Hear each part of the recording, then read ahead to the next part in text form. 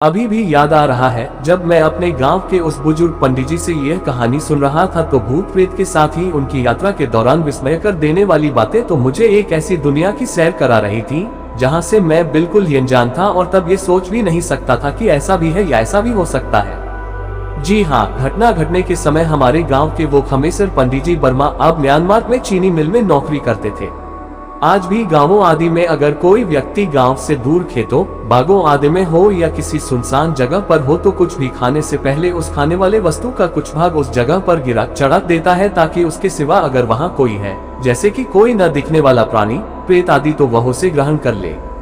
गंवाई लोग गांव के बाहर अगर कहीं सुनसान क्षेत्र में होते हैं या किसी ऐसे क्षेत्र में जहां उनको लगता है कि यहां आसपास में कोई अदृश्य आत्मा हो सकती है, तो वे लोग जब भी सुरती तंबाकू बनाते हैं तो खाने से पहले थोड़ा सा उस अदृश्य आत्मा के लिए गिरा चढ़ा देते हैं, क्योंकि उनका मानना है कि अगर सुरती नहीं चढ़ाएंगे तो अदृश्य आत्मा नाराज होकर उनको परेशान कर सकती है। सुनी सुनाई बात बता रहा हूँ, कई बार कितने ग्रामीणों को एकांत में सुरती तंबाकू मसलकर बिना चढ़ाए खुद खाने की सजा मिल चुकी है। जी हाँ, आसपास का प्रेत उन लोगों को कभी कभी तो पटक कर मारा है या बहुत परेशान किया है और कभी कभी तो ऐसे लोगों को उस खिसियाए भूत से अपनी जान बचाने के लिए सुरती का पूरा पत्ता ही चढ़ाना पड़ा है और साथ में लंगोट आदि भी।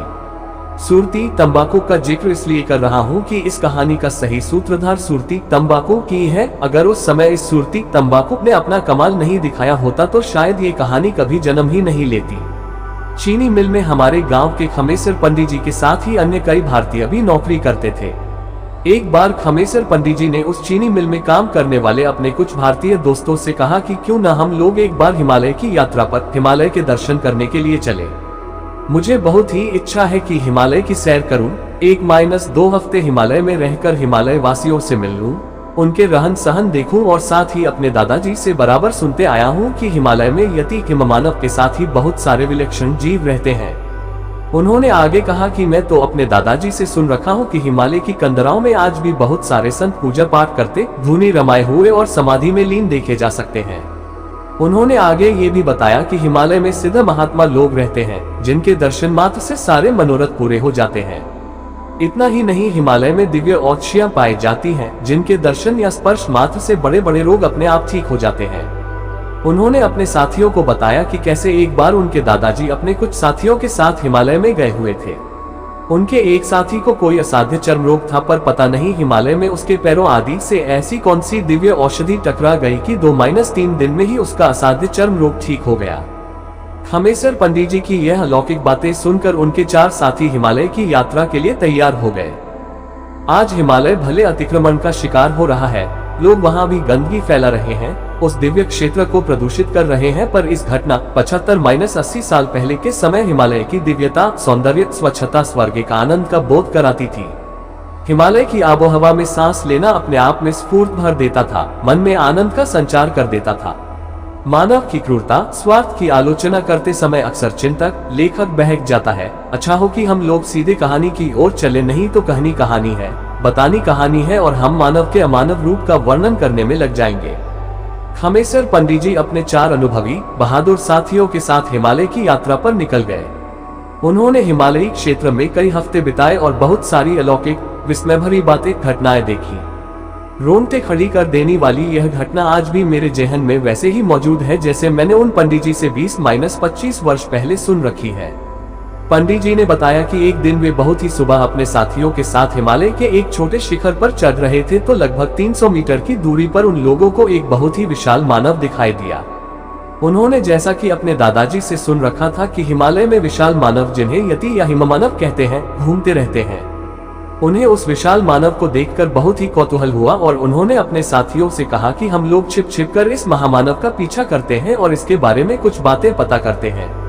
फिर क्या था, उस विशाल मानव का पीछा करने के चक्कर में ये लोग हिमालय की उस पहाड़ी पर कब बहुत ही ऊपर चढ़ गए और लगभग दोपहर भी हो गई, इन लोगों को पता ही नहीं चला। वह विशाल मानव भी बहुत दूर होते होते कहीं गायब हो गया था या किसी गुफा में प्रवेश कर गया था। खमेसर पंडित जी के एक साथी ने कहा कि हम लोग काफी ऊपर चढ़ आए हैं और काफी समय भी हो गया है, भूख भी सताने लगी है और अत्यधिक प्यास भी, साथ ही हम लोगों के पास न कुछ खाने को है और न ही पानी ही। फिर क्या था, अब वे लोग उस पहाड़ी पर पानी की तलाश में, कुछ खाद्य फलों की तलाश में आसपास भटकने लगे। अचानक उन लोगों को आभास हुआ कि वे लोग रास्ता भटक गए हैं। यह आभास होते ही सबकी सांस अटक गई। अब क्या किया जाए, किधर जाया जाए। एक पेड़ के नीचे वे लोग बैठकर भगवान से गुहार करने लगे कि काश कोई आ जाए और उन्हें रास्ता दिखा दे। पर शायद वे लोग गलती से ऐसे क्षेत्र में प्रवेश कर गए थे जहां किसी अन्य मनुष्य का नामो निशान नहीं लग रहा था। धीरे धीरे शाम भी होने लगी थी और प्यास भूख से इन लोगों का बहुत ही बुरा हाल हो रहा था। दिमाग भी काम करना बंद कर दिया था। अब कोई चमत्कार ही इन्हें बचा सकता था। खैर, इनके साथ ही इनके चारों साथी भी बहुत ही हिम्मती थे। उन लोगों ने आपस में एक दूसरे को हिम्मत और धैर्य बनाए रखने के लिए कहा। खमेसर पंडित जी ने कहा कि हमें ईश्वर पर पूरा विश्वास है और जरूर हम लोग इस परेशानी से बाहर निकलेंगे। अचानक इनके एक साथी ने अपनी सुरती वाली थैली टटोली और उसमें से सुरती निकालकर उसमें चूना मिलाकर मसलते हुए कहा कि दिमाग काम नहीं कर रहा है तो क्यों न सुरती तंबाकू का आनंद लिया जाए। इतना कहकर वह सुरती को मसलने लगा। सुरती को मसलने और थूकने के बाद परंपरा अनुसार, अपनी आदत अनुसार उसने अपने साथियों को सुरती देने से पहले थोड़ी सी सुरती वहां ये कहते हुए गिरा दिया कि जय हो यहाँ के भूत प्रेत बाबा आदि, कृपया ग्रहण करें और हम लोगों की भूल को क्षमा करते हुए हमें राह दिखाएं, हमें घर पहुंचाएं। जी हाँ, उस चढ़ाई हुई सुरती ने अपना काम कर दिया। अचानक वहां बहुत ही भयानक और तीव्र हवा चली। आसपास के छोटे छोटे पेड़ अजीब तरह से एक दूसरे से टकराए और एक विशाल भूत काया प्रकट हो गई। वह काया देखने में तो इंसान जैसी ही थी, पर आकार प्रकार में एकदम अलग, जो उसके प्रेत होने की पुष्टि कर रही थी। खमेसर जी और उनके साथी डरे नहीं अपितु हाथ जोड़कर अभिवादन की मुद्रा में उस विशाल काया की ओर देखने लगे। खमेसर जी और उनका कोई साथ कुछ बोले इससे पहले ही वह विशाल काया तड़प उठी। बहुत दिनों के बाद कुछ खाने को मिला है, तुम लोगों का मैं शुक्रगुजार हूँ। इसके बाद उस विशाल काया ने कहा कि मुझसे डरने की कोई आवश्यकता नहीं है, क्योंकि मैं इस क्षेत्र में चाहकर भी किसी का नुकसान नहीं पहुंचा सकता। इसके बाद वह प्रेत काया वहां से जाए इससे पहले ही खमेसर पंडित जी ने कहा कि हे भूतनाथ, हम लोग रास्ता भटक गए हैं, कृपया हमें नीचे तक बस्ती में जाने का मार्ग बताएं। खमेसर पंडित जी की बात सुनकर वह प्रेत पहले तो हंसा, पर फिर अचानक गंभीर हो गया। उसने कहा कि मैं तो खुद ही भटक गया हूँ। सालों हो गए इस क्षेत्र से निकलने की कोशिश कर रहा हूँ, पर खुद ही नहीं निकल पा रहा हूँ। उसने आगे कहा कि मैं ब्राह्मण हूँ, बहुत पहले इस क्षेत्र में आया था, एक गुफा में एक महात्मा की सेवा में लग गया था क्योंकि मुझे सिद्धियां प्राप्त करनी थी। एक दिन मुझसे एक घिनौना अपराध हो गया। मैंने महात्मा जी के समाधि में जाने के बाद धीरे से उठा और उस गुफे के बाहर आ गया। गुफे से बाहर आने के बाद अपनी थोड़ी सी शक्ति जो मुझे प्राप्त हुई थी उसके बल पर आसपास अपने तपोबल से नजर दौड़ाई। मुझे पास में ही किसी भूतनी के होने का आभास हुआ। मैंने अपनी शक्ति से उसे अपनी ओर खींच लिया और उसे एक सुंदर युवती में परिवर्तित कर दिया। फिर मैं उसके साथ विहार करने लगा। मैं विहार में इतना लीन था कि मुझे पता ही नहीं चला कि मेरे महात्मा गुरुजी मेरे पास आ गए हैं। अचानक मुझे भान हुआ कि मेरे गुरुजी गुस्से में जल रहे हैं। मैं कांपने लगा और इशारे में उस भूतनी को भागने के लिए कहा। कुछ बोलूं इससे पहले ही मेरे गुरुजी बोल होते, नीच ब्राह्मण, तूने ब्राह्मण का तपोशक्तियों का अनादर किया है, तुम जीने का अधिकारी नहीं। मैं तुझे श्राप देता हूँ कि तुम भी मनुष्य योनि त्याग कर प्रेत हो जा। गुरुजी के इतना कहते ही मेरा शरीर जलने लगा और मैं कुछ कर पाता इससे पहले ही मनुष्य योनि त्याग कर प्रेत योनि में आ गया था। इसके बाद गुरुजी ने कहा कि तू आसपास के क्षेत्र में ही भटकता रहेगा और अपने किए की सजा भुगतता रहेगा, और इतना कहकर गुरुजी गुफा में प्रवेश कर गए।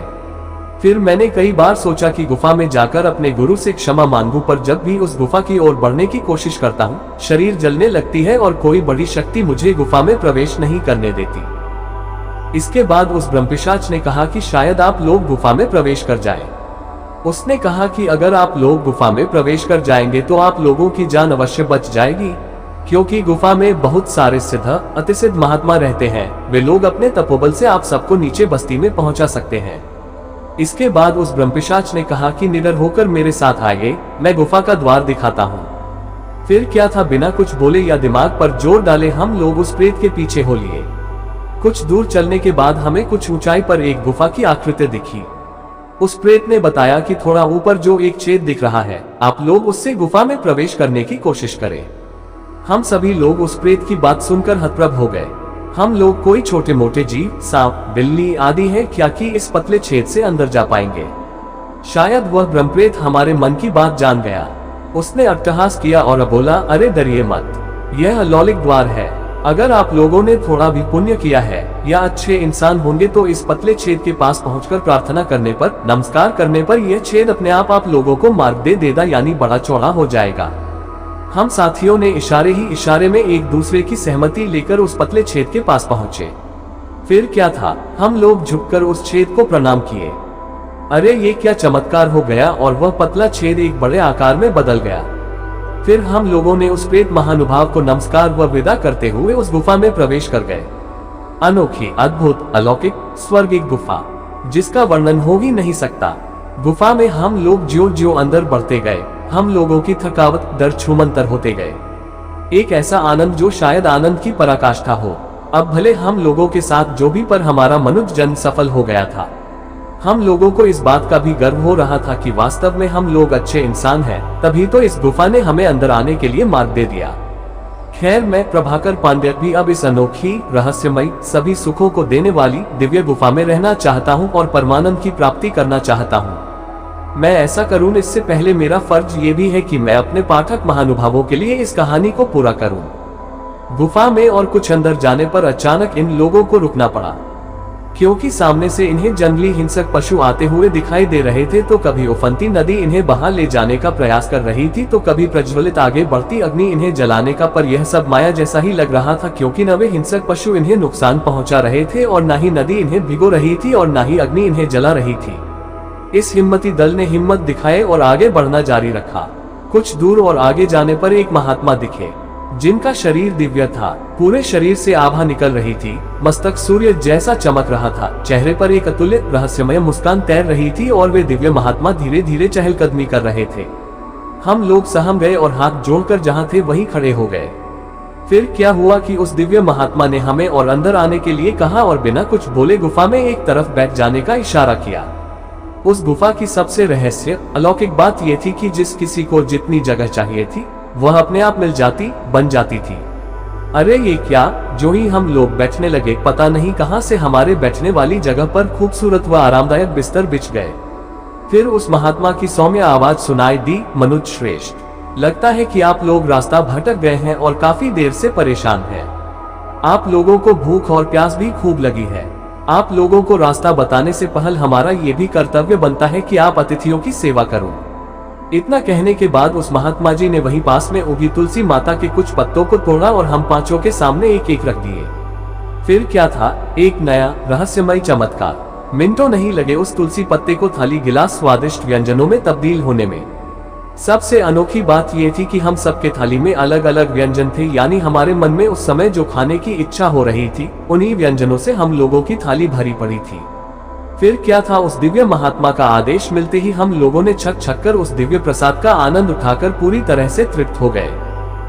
भोजन करने के बाद उस महात्मा जी ने कहा कि इस गुफा में बहुत सारे महात्मा समाधि पूजा पाठ में लीन हैं। आप लोग अब इस गुफा में इससे आगे नहीं जा सकते। मैं तो इन दिव्य गुरुओं का एक छोटा सा सेवक मात्र हूँ जो इन सब की सेवा में लगा रहता हूँ।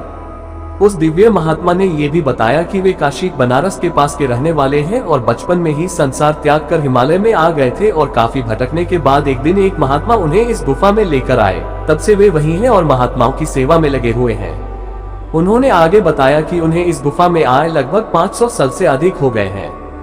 फिर उन्होंने कहा कि अब आप लोगों को यहाँ से फौरन निकलना चाहिए, क्योंकि अगर किसी अन्य गुरु महात्मा की नजर आप सब पर पड़ गई तो आप लोग भस्म भी हो सकते हैं, क्योंकि न चाहकर भी कोई आम इंसान प्राणी इन दिव्य महात्माओं के दिव्य नेत्र से जलने से नहीं बच सकता। हम लोग कुछ बोले इससे पहले ही उस महात्मा ने कहा कि आप लोग आंख बंद करें। हम सभी लोगों ने उस दिव्य महात्मा के आदेश का पालन करते हुए अपने नेत्रों को बंद कर लिया। फिर उस महात्मा की आवाज आई, अब आप लोग अपनी आंख खोलें। चमत्कार, अद्भुत, अविस्मरणीय चमत्कार। जब हम लोगों ने आंखें खोली तो अपने आप को हिमालयी क्षेत्र में उस बस्ती के पास खड़े पाए जहां हम लोग ठहरे हुए थे। कहानी खत्म हुई। आप भले माने या न माने, बहुत सारे चमत्कार, रहस्यमय बातें हैं जिन पर विज्ञान का वश नहीं चलता।